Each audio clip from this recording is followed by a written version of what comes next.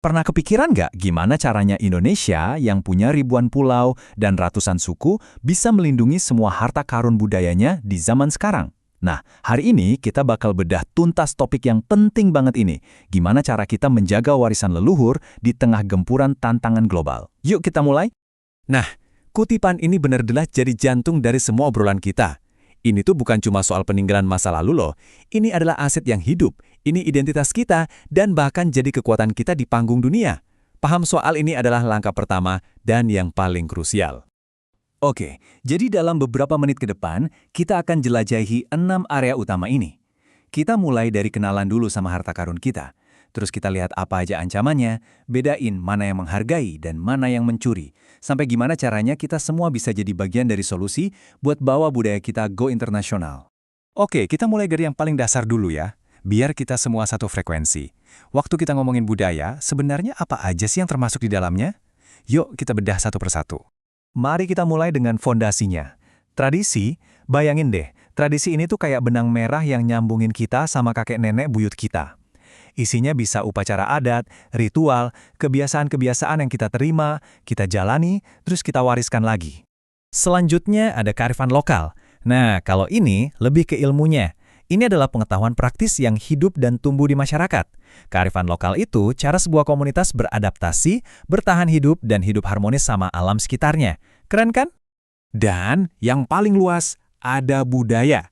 Anggap aja ini payung raksasanya yang menaungi semuanya. Mulai dari tradisi dan kearifan lokal tadi, sampai ke seni, bahasa, bahkan cara kita berinteraksi. Budaya itu cerminan lengkap tentang siapa kita.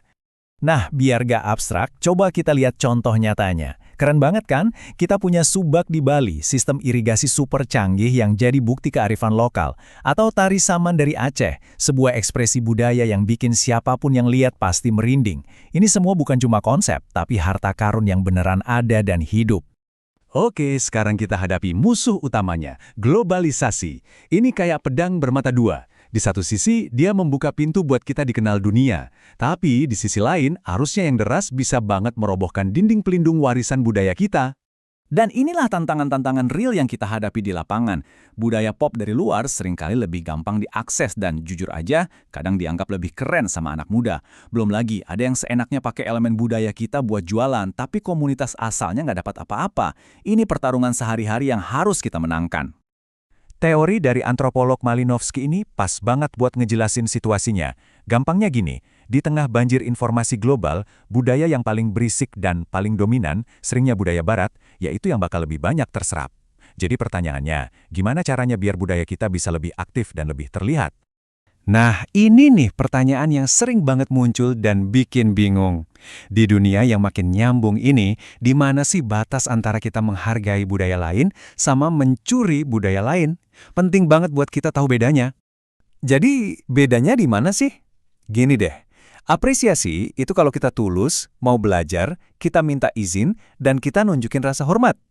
Sebaliknya, apropriasi itu ngambil seenaknya, tanpa paham artinya, biasanya buat cari untung, dan malah bikin stereotip jelek jadi makin kuat.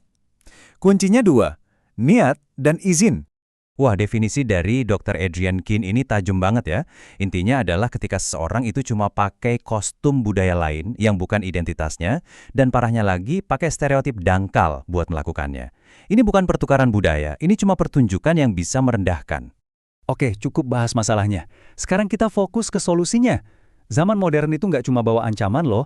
Justru, zaman sekarang ngasih kita alat-alat super canggih buat melawan balik dan melindungi warisan kita.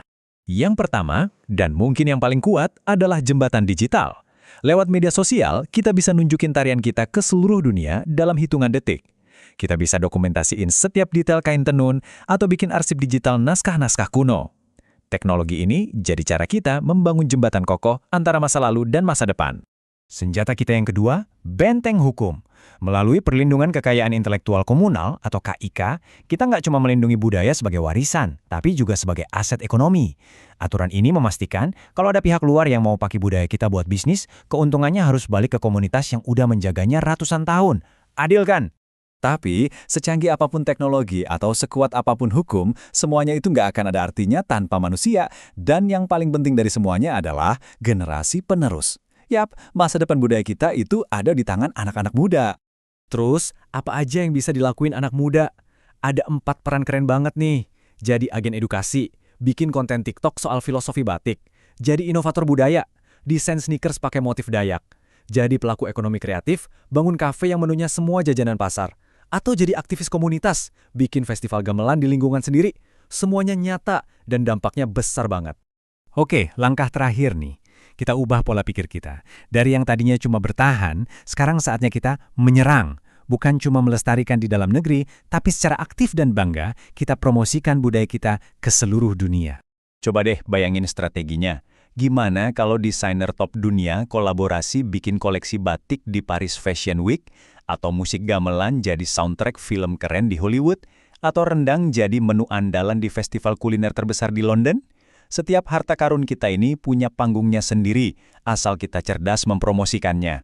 Jadi resepnya apa aja buat bisa mendunia? Ada 5 kunci utama. Pertama, tahu apa yang bikin kita unik.